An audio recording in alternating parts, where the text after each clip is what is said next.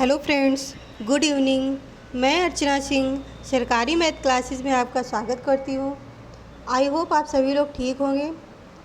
जैसा कि हम आपको मैंने आपको जैसे चैप्टर पढ़ाया था उसी की मैंने आपको कल हम आपको प्रैक्टिस सेट लेके आए थे। उसके मैंने 19 क्वेश्चन करवा दिए थे आपको, और कुछ टेक्निकल प्रॉब्लम की वजह से मैं आगे नहीं ले पाई। तो उसी के आगे मैं आज आपको क्वेश्चन कराने वाली हूँ। तो सभी लोग एक बार ज्वाइन कर लें। ये हमारी सरकारी math classes UP TET super TET की इन्वायरमेंट क्लास है। ये मंडे टू फ्राइडे रात 9 से 10 मेरी ये क्लास चलती है। अगर आपको लगता है कि इसे ज्वाइन करना चाहिए तो आप प्लीज़ 9 से 10 ईवीएस की क्लास ज्वाइन कर सकते हैं। चलिए सभी लोग एक बार लाइक और शेयर कर दें ताकि ज़्यादा से ज़्यादा लोग क्लास का लाभ ले सकें। ये हमारे सीटेट यूपी टेट के चयनित छात्र हैं। जो भी छात्र हमारे चैनल से नए जुड़े हैं वो प्लीज़ एक बार चैनल को सब्सक्राइब करें ताकि जो भी नोटिफिकेशन हो आपके पास जा सके। सभी लोग लाइक और शेयर करें ताकि ज़्यादा से ज़्यादा लोग क्लास का लाभ ले सकें। जैसा कि मैंने आपको बताया कि कुछ टेक्निकल प्रॉब्लम की वजह से मैं इस क्वेश्चन को करवा नहीं पाई थी, तो उसी के आगे मैं आपको लेके आई हूँ। तो आई होप आप सभी लोग अच्छे से समझ के चलते होंगे। चलिए सभी लोग क्लास ज्वाइन करिए। क्वेश्चन है 20 क्वेश्चन। 19 क्वेश्चन तक मैंने कल आपको करवा दिए थे, उसके आगे मैं आज क्वेश्चन आपको करवा रही हूँ। तो आप सभी लोग ध्यान से देखें और समझ के इसको पढ़ते रहें। पहला ही 20 क्वेश्चन है, निम्नलिखित को सुमेलित करना है। हाउस बोट का स्थान कहाँ पे है, डोंगी कहाँ पे है और ये टेंट कहाँ पे है। तो आपको फर्स्ट ऑप्शन है third second first, second option है second first third, third option है first second third and fourth option है first second first third and second. तो प्लीज़ आप सभी लोग कमेंट करिए इसका राइट आंसर क्या होगा। हाउस बोट कहाँ का है, डोंगे कहाँ के है और टेंट कहाँ का है। प्लीज़ सभी लोग जल्दी से कमेंट करिए 20 का राइट आंसर क्या होगा। सभी लोगों को बताना है तो प्लीज़ सभी लोग कमेंट किया करें। हाउस बोट हमारा कहाँ का है, वैसे तो हमारा सबसे प्रचलित कश्मीर है, क्योंकि इसमें डोंगे भी दिया हुआ है। तो ये हमारा डोंगे कहाँ का है, ये पूरा मतलब एग्जैक्ट कश्मीर का ही है। उसको ये डोंगे एक नक्काशी होती है हाउस बोट की। तो ये हमारा जो डोंगे हुआ ये हुआ हमारा कश्मीर का, हाउस बोट हो गया हमारा केरल का, और टेंट हमारा कहाँ हुआ, लद्दाख। टेंट के लोग लद्दाख में जो लोग हैं ना वो क्या करते हैं, टेंट या तंबू लगाकर वहाँ पे निवास करते हैं या रहते हैं। तो आपको क्लियर हो गया। हाउस बोट कहाँ का हुआ, केरल का। डोंगे कहाँ हुआ, कश्मीर का। अभी जैसे हाउस बोट इसमें लिखा हुआ है तो ये कश्मीर है, बट इसमें केरल भी और कश्मीर है। तो ये डोंगे आप कश्मीर में लगाएंगे और हाउस बोट क्या करेंगे आप केरल में भी केरल लगाएंगे। तो हाउस बोट में क्या यहाँ पे क्या कश्मीर में भी है और केरल में भी है। तो आपको क्लियर हो गया। हाउस बोट केरल, डोंगे कश्मीर, टेंट कहाँ का हुआ, लद्दाख। तो इसका राइट ऑप्शन क्या हो जाएगा, option third. First second and third ये तीनों ही अपने अपने स्थान पे सही है। आई होप आपको क्लियर हो गया। चलिए नेक्स्ट पॉइंट लेते हैं। सभी लोग लाइक शेयर करते रहें। जी हाँ, नेक्स्ट क्वेश्चन है 21। निम्नलिखित गुण किस प्रकार के घर या आवास से संबंधित हैं। ए है हमारा इनका आकार बहुत बड़ा होता है, बी है इसमें बहुत सारे कमरे होते हैं, सी है हमारा इनकी छतों, दीवारों तथा खंभों आदि पर खूबसूरत नक्काशी की गई है। ऑप्शन ए हमारा फर्स्ट है ऊंची इमारतें, ऑप्शन सेकंड है हवेली या महल, ऑप्शन थर्ड है फर्स्ट और सेकंड दोनों, और फोर्थ में है उपयुक्त में से कोई नहीं। तो प्लीज़ सभी लोग कमेंट करके बताइए इसका राइट आंसर क्या होगा। एक बार आप लोग समझ के अगर इसका आंसर देंगे तो आप लोग सभी लोग आंसर इसका जान सकेंगे। तो प्लीज़ सभी लोग इसका 21 का राइट आंसर कमेंट करिए। घर आवास से संबंधित है।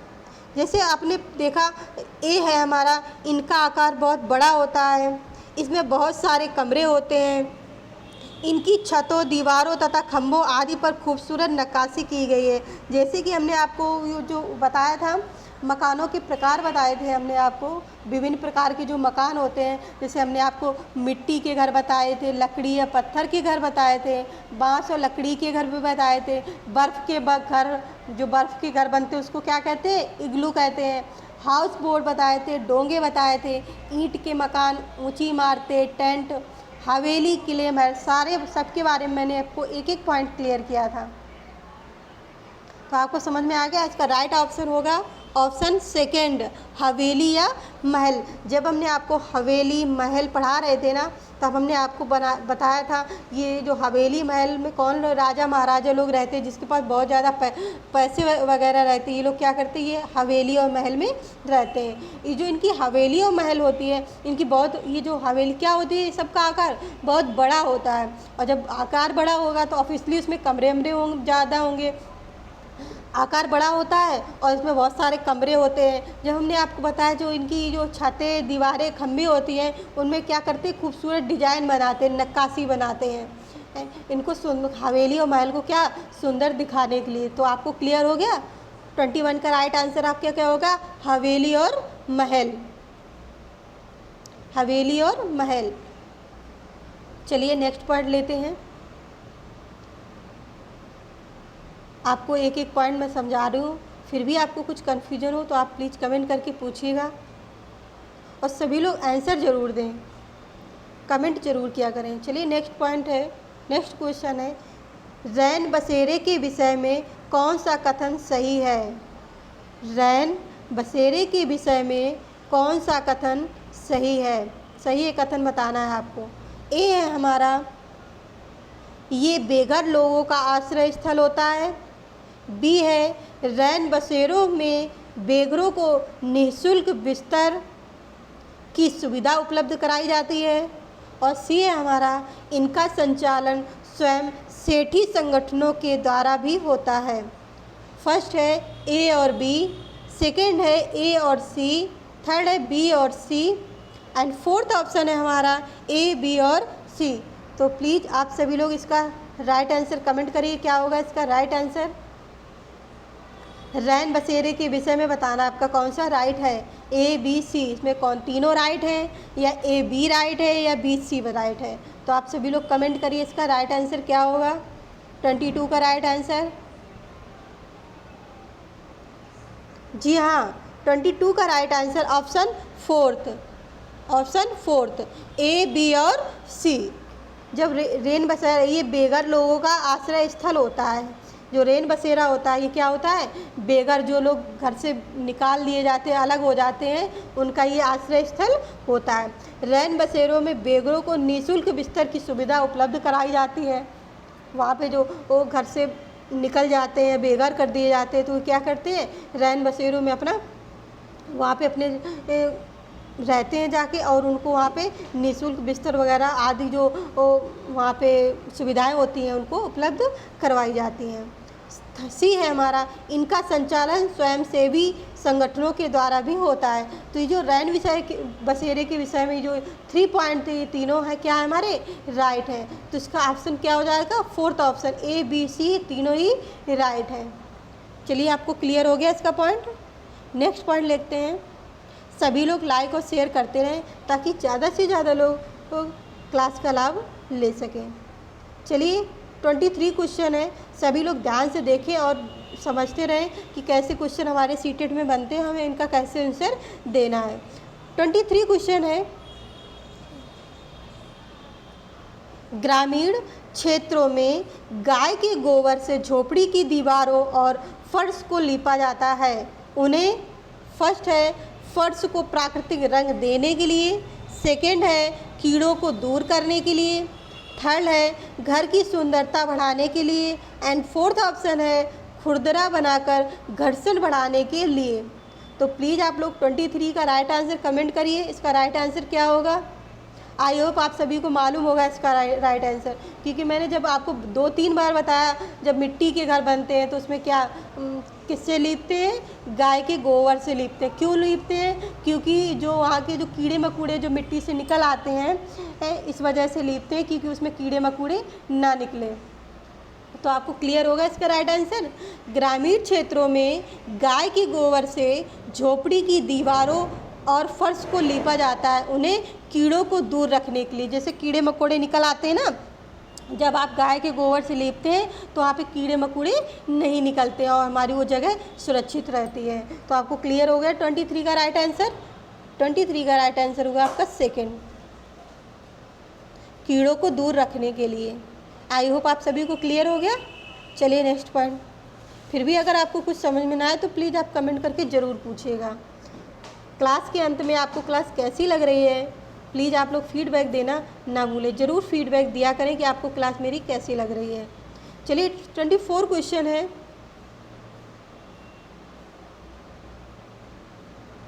24 है, एक ही प्रकार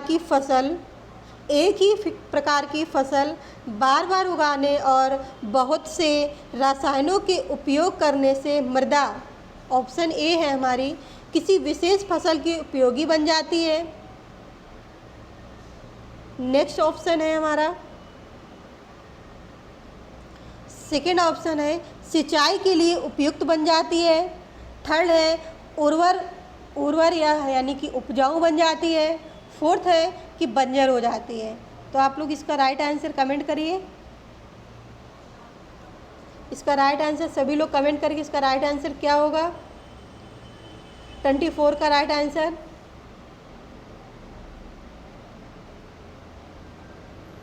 सभी लोग ज़रूर कमेंट करें 24 का राइट आंसर। जी हाँ, 24 का राइट आंसर हो जाएगा आपका ऑप्शन फोर्थ, ये बंजर हो जाती है। जैसे जब हमने आपको वो उर्वरक पढ़ाया था कि ज़्यादा महंगी जो खाद यूज करते हैं उसमें क्या हो जाता है वो जो ज़मीन होती है क्या होती है, बंजर हो जाती है। तो आपको क्लियर हो गया। एक ही प्रकार की फसल बार बार उगाने और बहुत से रसायनों के उपयोग करने से मृदा क्या हो जाती है, बंजर हो जाती है।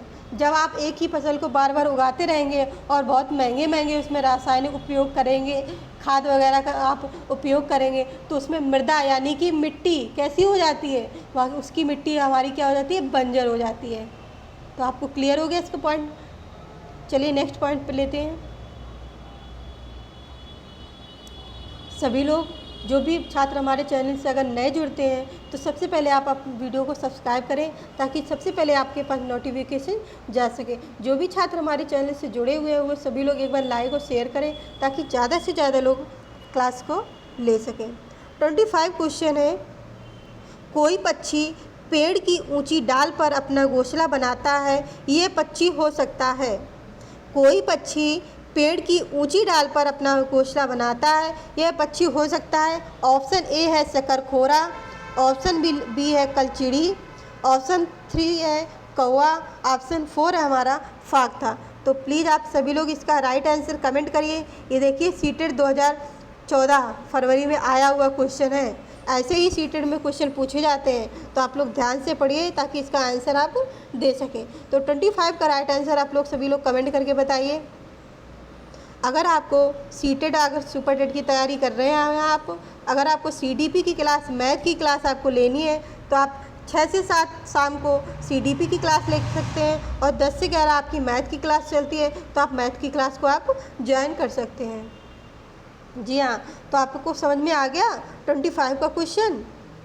कोई पक्षी पेड़ की ऊंची डाल पर अपना घोंसला बनाता है, पक्षी हो सकता है। कौन पक्षी हो सकता है, ये पक्षी हो सकता है थर्ड कौवा। कौन सा हो सकता है, कौवा। जब हमने आपको बताया था कि कौवा ऐसा पक्षी है जो पेड़ की सबसे ऊंची डाली पर अपना घोंसला बनाता है। और एक और हमने बताया था आपको पक्षी, वो भी अपने पेड़ की ऊंची डाल पर, सबसे ऊंची डाल पर अपना घोंसला बनाता है। वो कौन है, वो अभी हमारा कौन है, चील। कौन है वो पक्षी, चील। तो आपको क्लियर हो गया कि कौवा पक्षी पेड़ की ऊंची डाल पर अपना घोंसला बनाता है। ये चलिए नेक्स्ट पॉइंट लेते हैं। प्लीज़ आप सभी लोग ध्यान से देखते रहें और समझते रहें ताकि अगर आपको एग्ज़ाम में कोई भी क्वेश्चन आ रहा है तो आप लोग उसको क्वेश्चन को आप कर सकें। चलिए नेक्स्ट पॉइंट है 26 पॉइंट है, क्वेश्चन है। सभी लोग बताइएगा ध्यान से, इसका राइट आंसर क्या होगा। जी हाँ, 26 क्वेश्चन है। नीचे दिए गए अध्याय को पढ़िए जिसे गांव के एक छात्र ने अपने घर के विषय में लिखा है। देखिए एक छात्र अब क्या कहता है, मैं गांव से आया हूँ। आप लोग प्लीज़ एक एक बात समझ के और फिर इसका आंसर दीजिएगा। मैं गांव से आया हूँ, हमारे गांव में अत्यधिक वर्षा होती है, इसलिए हमारे घर धरती से लगभग 10 से 12 फुट यानी कि 3 से 3.5 मीटर ऊंचे बने होते हैं। इन्हें मजबूत बांस के खंभों पर बनाया जाता है। ये घर अंदर से भी लकड़ी के बने होते हैं। ये गांव होना चाहिए। ऑप्शन ए है आंध्र प्रदेश, ऑप्शन बी है मतलब यानी कि सेकंड है असम में, ऑप्शन थर्ड है तमिलनाडु में एंड ऑप्शन फोर्थ है उत्तराखंड में। तो 26 का राइट आंसर आप लोग सभी लोग कमेंट करिए। आई होप सभी को ये क्वेश्चन आना चाहिए, क्योंकि मैंने ये उसको 2-3 बार, कितने भी बार मैंने इसको रिपीट कर दिया है क्वेश्चन कि आप, जिससे कि आपको ये क्वेश्चन गलत नहीं होना चाहिए ये क्वेश्चन। तो आप सभी लोग इसका राइट आंसर प्लीज़ जल्दी से कमेंट करिए। मैं गांव से आया हूँ, हमारे गांव में अत्यधिक वर्षा होती है, इसलिए हमारे घर धरती से लगभग 10 से 12 फुट ऊंचे बने होते हैं। अगर आपको ये 10 से 12 फुट कहीं नहीं दिया हो, कहीं पे दे दिया जाता है 3 से 3.5 मीटर ऊंचे बने होते हैं, तो आप लोग इसको ध्यान से पढ़ें। अगर फुट में दिया जाता है तो 10 से 12 फुट होता है, और मीटर में दिया जाएगा तो 3 से 3.5 मीटर ऊंचे बने होते हैं। तो आप लोग इसको ध्यान से देख लीजिए, ताकि अगर एग्जाम में कोई भी अगर फुट दे दिया जाए तो उसमें भी कंफ्यूज ना हो, और मीटर में भी दे दिया जाए तो आप उसमें भी कंफ्यूज ना हो। ओके फ्रेंड्स, चलिए। इन्हें मजबूत बांस के खंभों पर बनाया जाता है। ये घर अंदर से भी लकड़ी के बने होते हैं। ये गाँव होना चाहिए। कौन सा गाँव होगा ये? जहाँ पे अत्यधिक वर्षा होती है और जो उसके मकान बनाए जाते हैं वहाँ पे वो 10 से 12 फुट ऊंचाई पर बनाए जाते हैं, वो भी किससे? मजबूत बांस के खंभों पर। क्यों बनाए जाते हैं? बाढ़ वगैरह, जैसे बाढ़ वगैरह आ जाती है ना, उससे बचने के लिए ये हम जो बांस के खंभों से ऊपर, बांस के खंभों पर ये बनाते हैं हम मकान। कहाँ पे बनाते हैं? इसका राइट आंसर हो जाएगा ऑप्शन सेकंड, असम में। हमने आपको बताया था असम में बहुत ज़्यादा वर्षा होती है, अत्यधिक वर्षा होती है। जहाँ यहाँ पे घर कैसे बनाए जाते हैं? बांस के मजबूत खंभों पर बनाए जाते हैं और 10 से 12 फुट ऊंचाई पर बनाए जाते हैं। तो आपको क्लियर हो गया इसका राइट आंसर क्या होगा? 26 का असम। तो प्लीज़ आप लोग इसको ध्यान से पढ़िएगा। ये देखिए सीटेड सितंबर 2014 में भी आया हुआ है, बहुत बार ये क्वेश्चन पूछा गया है। तो प्लीज़ आप लोग ऐसे इसको समझ के पढ़ें, ताकि आप लोग एग्ज़ाम में अच्छे आप मार्क ला सकें। चलिए नेक्स्ट पॉइंट लेते हैं। क्वेश्चन है 27 क्वेश्चन।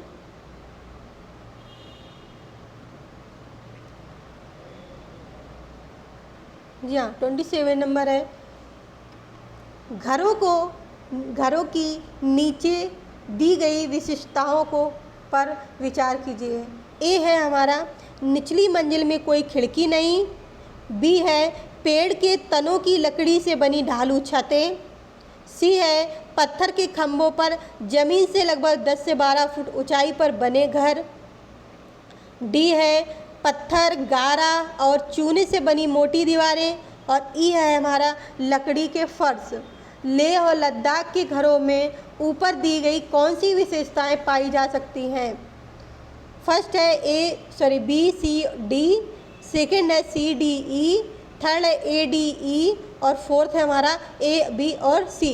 तो इसके राइट आंसर सभी लोग कमेंट करिए। जब मैंने आपको लेह लद्दाख के घर पढ़ाए थे उसमें सारी विशेषताएं बताई थी आपको कि कौन से मतलब कहाँ पे कौन से घर बनाए जाते हैं, कैसे घर बनाए जाते हैं। तो आप लोग, आई होप आप लोग को याद आ गया होगा कि मैम ने जब लेह लद्दाख के घर पढ़ाया था तो उसमें उसके बारे में क्या क्या वैसे बताया था हमको। तो प्लीज़ आप लोग 27 का राइट आंसर कमेंट करिए। सभी लोग कमेंट करें, ताकि आपको भी पता चलता है कि मैम कितना हमने पढ़ा, जब मैम ने पढ़ाया था मैंने कितना समझा है, और इसका राइट आंसर बताइए। कोई बात नहीं, अगर गलत भी हो जाता है तो कोई बात नहीं, क्योंकि आपका एग्ज़ाम में गलत यहाँ हो जाए कोई बात नहीं, एग्ज़ाम में गलत नहीं होना चाहिए। तो आपको आ गया 27 का राइट आंसर? जी हाँ, 27 का राइट आंसर हो जाएगा आपका थर्ड नंबर। कौन सा? थर्ड, ए डी और ई। ए डी और ई जो राइट है इसकी लेह और लद्दाख। एक कौन सा है? ए है हमारा निचली मंजिल में कोई खिड़की नहीं। जब हमने आपको बताया था लेह लद्दाख में वो क्या लोग क्या करते हैं, निचली मतलब नीचे कुछ भी नहीं लगाते हैं फर्श मतलब मंजिल में, क्योंकि वहाँ पे क्या जानवरों वगैरह को रख देते हैं और ऊपर अपना ऊपर जो बनाते हैं उसमें आप वो लोग रहते हैं। डी नंबर है पत्थर, गारा और चूने से बनी मोटी दीवारें। जो वहाँ की जो दीवारें होती हैं वो पत्थर, गारा और चूने की मोटी दीवारें होती हैं। ई है हमारा लकड़ी के फर्श कैसे होते हैं, लकड़ी के फर्श होते हैं। तो 27 का राइट आंसर अब हमारा क्या हो जाएगा, थर्ड ए डी और ई। इस क्लियर हो गया, फिर से हम इसको बस क्लियर कर दे रहे हैं। ए राइट है होगा, डी और ई। 27 का right answer option third A, D और ई। चलिए नेक्स्ट पॉइंट लेते हैं।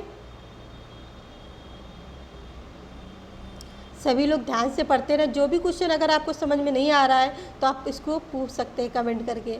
चलिए 28 क्वेश्चन है हमारा। निम्नलिखित का अध्ययन कीजिए। कौवा पेड़ की ऊंची डाल पर अपना घोंसला बनाता है। ध्यान से सुनिएगा क्वेश्चन क्या पढ़ रहे हैं आप, क्या बताना है आपको। कौवा पेड़ की ऊंची डाल पर अपना घोंसला बनाता है। इस घोंसले को बनाने में कई प्रकार की वस्तुएं, यहाँ तक कि लकड़ी की शाखाएं और लोहे के तार भी होते हैं। एक चालाक पक्षी भी है जो अपना घोंसला नहीं बनाता है और कौवे के घोंसले में अंडे दे देता है। बेचारा कौवा अपने अंडों के साथ इन अंडों को भी सेता है। यह पक्षी कौन सा है? ऑप्शन है कलचिड़ी पक्षी है, बसंत गौरी पक्षी है, कि कोयल है, कि शकरखोरा पक्षी है। तो प्लीज़ आप सभी लोग इसका 28 का राइट आंसर बताइए। जब हमने आपको पक्षियों के घोंसले बता रहे थे तो सारे पॉइंट हमने आपको एक एक क्लियर करवाए थे। तो आप लोग उन्हीं पॉइंट्स को देखो ध्यान से, अगर ध्यान से सुना होगा आपने तो आप इसका आंसर दे सकेंगे। ध्यान करिए कि मैंने क्या पढ़ाया था आपको, इसका क्या आंसर देना है आपको। तो प्लीज़ सभी लोग जल्दी से इसका कमेंट करिए, इसका राइट आंसर क्या होगा। 28 का राइट आंसर कौन सा ऐसा पक्षी, मैंने आपको बताया था कि कौन सा ऐसा पक्षी जो मतलब अपना घोंसला नहीं बनाता, कौवे के घोंसले में अपने अंडे दे देता है। जी हाँ, ये जो एक कोयल पक्षी ऐसा है जो अपना घोंसला नहीं बनाता है और कौवे का जो घोंसला होता है उसी में अपने अंडों को रख देता है। और वो अंडों को कौन सेता है, उन अंडों को कौवा सेता है, मतलब कौवा उसकी रक्षा करता है। तो आपको क्लियर हो गया। कुछ भी मतलब अगर आपसे पूछ लिया जाता है कि कौन सा ऐसा पक्षी जो अपना घोंसला नहीं बनाता है, मैंने आपको बताया था कोयल ऐसा पक्षी जो अपना घोंसला नहीं बनाता है। वो अपने बच्चों मतलब जो अपने अंडे होते हैं कोयल के, वो क्या करता है कौवे के घोंसलों में अपने अंडों को रख देता है और कौवा अपने अंडों के साथ इन अंडों को भी सेता है। तो आपको क्लियर हो गया।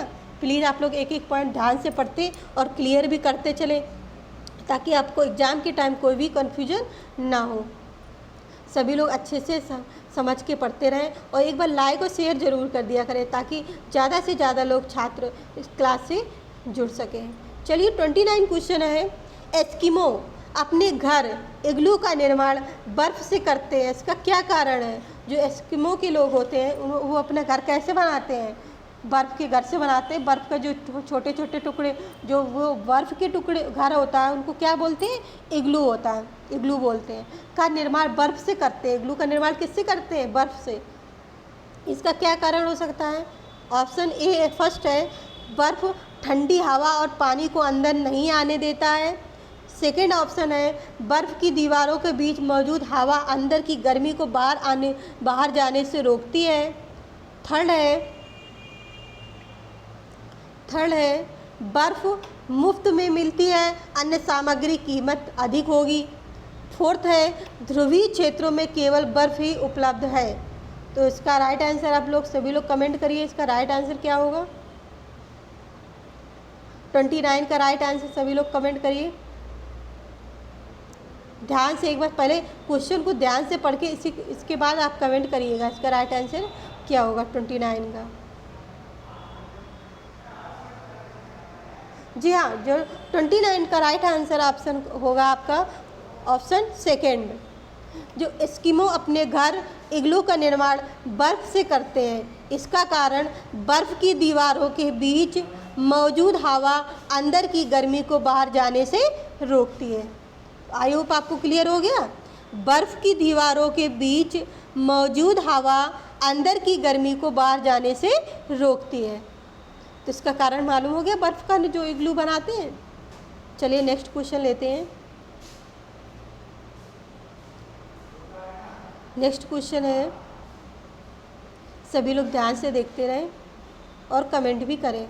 30 क्वेश्चन है, निम्नलिखित में से कौन सा कीट मधुमक्खियों की भांति कॉलोनी यानी कि बस्ती में एक साथ नहीं रहता है? फर्स्ट है ततैया या बर्रिया, सेकंड है चींटी, थर्ड है दीमक, फोर्थ है मकड़ी। तो इसका 30 का राइट आंसर आप सभी लोग कमेंट करिए। 30 का राइट आंसर सभी लोग कमेंट करिए। इसका राइट आंसर क्या होगा? निम्नलिखित में से कौन सा कीट मधुमक्खियों की भांति कॉलोनी बस्ती में एक साथ नहीं रहता? जी हाँ, 30 का राइट आंसर हो जाएगा ऑप्शन फोर्थ, मकड़ी। क्या हो जाएगा? एक साथ नहीं रहता, आपसे पूछा है एक साथ नहीं रहता, कौन सा हो जाएगा? फोर्थ यानी कि मकड़ी। जैसे आपने ततैया बरैया देखी होगी, ये मतलब आपको सिंगल नहीं मिलेंगी, 2-3 इकट्ठे रहती हैं। और जैसे झुंड भी बनाती है एक साथ बनाती हैं। और चींटी भी आपको देखते होंगे आप, चींटियों की भी एक लाइन बताइए कि जो कीट होती है ये एक साथ अपना काम एक साथ रहती हैं। दीमक भी बहुत एक साथ लगती है। ये जो एक मकड़ी ऐसे ही मतलब कीट है जो बस्ती में एक साथ नहीं रहता है। क्लियर हो गया आपको? मकड़ी ही एक मकड़ी एक ऐसा कीट है जो कॉलोनी या बस्ती में एक साथ नहीं रहता है। तो आपको क्लियर हो गया। चलिए नेक्स्ट पॉइंट लेते हैं। आप लोग एक एक पॉइंट समझते चलिए ताकि आपको एग्ज़ाम के टाइम कोई कन्फ्यूजन ना हो, कोई दिक्कत ना हो। चलिए 31 क्वेश्चन है, सभी लोग ध्यान से देखते हैं, फिर इसका राइट आंसर आप लोग बताइएगा। 31 है, ग्रामीण क्षेत्र के मकानों के ढांचे वहाँ की जलवायु की स्थिति से संबंधित होते हैं। एक गांव के मकानों के लक्षण नीचे दिए गए हैं। मतलब जो ये पॉइंट दिए गए हुए हैं ये किसी एक मकान की बारे में बताया गया है। अब आपको बताना है किसके बारे में बताया गया है। ए है हमारा, मकान मजबूत बांस के खंभों पर बने होते हैं। बी है, अंदर से भी मकान लकड़ी से ही बने होते हैं। और हमारा थर्ड है, मकान ज़मीन से लगभग 3 मीटर से 3.5 मीटर ऊंचाई पर बने होते हैं। मकान की छतें ढालू होती हैं। यदि इस गांव में भारी वर्षा होती है तो यह गांव किस राज्य में होना चाहिए? अभी मैंने इस क्वेश्चन को आपको इसके पहले जो क्वेश्चन आया था उसमें भी मैंने एक एक पॉइंट आपको क्लियर करवा दिया था। आई होप आपको ये क्वेश्चन तो आपका गलत नहीं होना चाहिए। फर्स्ट ऑप्शन है असम, सेकंड है उत्तर प्रदेश, थर्ड है राजस्थान एंड फोर्थ है बिहार। तो आप लोग कमेंट करिए इसका राइट आंसर क्या होगा। इसका क्वेश्चन तो आपको आना ही चाहिए। अगर कोई इसका क्वेश्चन नहीं दे रहा है तो इसका मतलब आप ध्यान से नहीं पढ़ते हैं और आपका मन भी नहीं लग रहा है पढ़ाई करने में। तो प्लीज़ 31 का राइट आंसर क्या होगा? जी हाँ, 31 का राइट आंसर होगा ऑप्शन फर्स्ट, असम। जब मैंने आपको असम के बारे में बताया था तब हमने आपको एक एक पॉइंट क्लियर किया था। इसका राइट आंसर क्या हो जाएगा? असम, यानी कि फर्स्ट। जो असम में होती है, असम में क्या है, सबसे पहले बहुत ज़्यादा अत्यधिक वर्षा होती है। पहला पॉइंट क्लियर हुआ। असम में क्या है, बहुत अधिक वर्षा होती है। फर्स्ट पॉइंट क्लियर हुआ। वहाँ के जो घर होते हैं वो मजबूत बांस के खंभों पर बनाए जाते हैं। मकान जो किसके खंभों पर बनाए जाते हैं? मजबूत बांस के खंभों पर बनाए जाते हैं। अब जब मजबूत खंभों पर बना रहे हैं बांस के, जो लकड़ी का घर है, ये कहाँ का? हमारा असम का ही है लकड़ी का घर। जब इसको हम लकड़ी से बना रहे हैं तो ऑब्वियसली अगर जब लकड़ी से बना रहे हैं तो अंदर बाहर लकड़ी का ही बना होगा। तो ये अंदर से भी मकान लकड़ी के ही होते हैं। मकान ज़मीन से लगभग 3 मीटर से 3.5 मीटर ऊंचाई पर बने होते हैं। मैंने आपको बताया था जब फुट पढ़ रहे थे आप, ऊंचाई भी जब फुट भी दिया था और ऊंचाई भी दी थी, तब मैंने आपको कहा था कि आपको 10 से 12 फीट ये भी याद करना है और 3 से 3.5 मीटर। अगर मीटर में पूछता है तो आपको 3 से 3.5 मीटर बताना है। अगर फुट में पूछ रहा है तो आपसे 10 से 12 फुट बताना है। तो मैंने आपको कहा था इसको ध्यान में रखिएगा। वही देखो इसमें फुट में नहीं दिया गया, अब आपको मीटर में दे दिया गया। अगर आपको फुट में याद रहे मीटर में नहीं तो आप यहीं पे कंफ्यूज हो जाएंगे और आप इसका आंसर गलत कर देंगे। फिर भी अगर आप ए और बी से समझ जाते हैं क्वेश्चन तो आपका राइट होगा, नहीं तो आपका गलत हो जाएगा। तो इसका राइट आंसर ऑप्शन हो गया फर्स्ट। जो असम की खासियत होती है आपको मालूम पड़ गया। आई होप आपको भूलना नहीं चाहिए इसका आंसर। चलिए नेक्स्ट पॉइंट है, नेक्स्ट क्वेश्चन है 32 क्वेश्चन। कौन सा क्वेश्चन है? 32 क्वेश्चन। सभी लोग इसका राइट आंसर बताइएगा। प्रत्येक स्थान के नाम के साथ उस क्षेत्र में बनाए जाने वाले सामान्य घरों के सही विवरण का मिलान करना है आपको। मनाली के घर कहाँ पे कैसे होते हैं, राजस्थान के घर कैसे होते हैं, असम के घर कैसे होते हैं और लद्दाख के घर हमारे कैसे होते हैं। तो आपको 32 का राइट आंसर कमेंट करके बताइए इसका राइट आंसर कौन सा होगा। फर्स्ट, सेकेंड, थर्ड, फोर्थ में बताइएगा प्लीज़ आप सभी लोग इसका राइट आंसर। मुझे नहीं लगता कि आप में से किसी को ये नहीं आएगा, सभी लोगों को ये क्वेश्चन आना चाहिए और आ भी रहा होगा। तो प्लीज़ सभी लोग इसका राइट आंसर कमेंट करिए।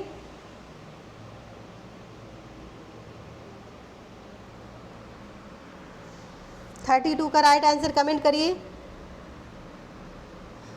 कि जो मनाली में घर बनाए जाते हैं ये हमारा सेकेंड है, पत्थर या लकड़ी से बने ढालू छत वाले घर। और ये राजस्थान है, राजस्थान में कैसे घर बनाए जाते हैं? राजस्थान में मिट्टी के घर जिनकी छतें कटीली झाड़ियों से छाई होती हैं। असम में कैसे घर बनाए जाते हैं? असम में बांस के खम्भों पर घर बनाए जाते हैं।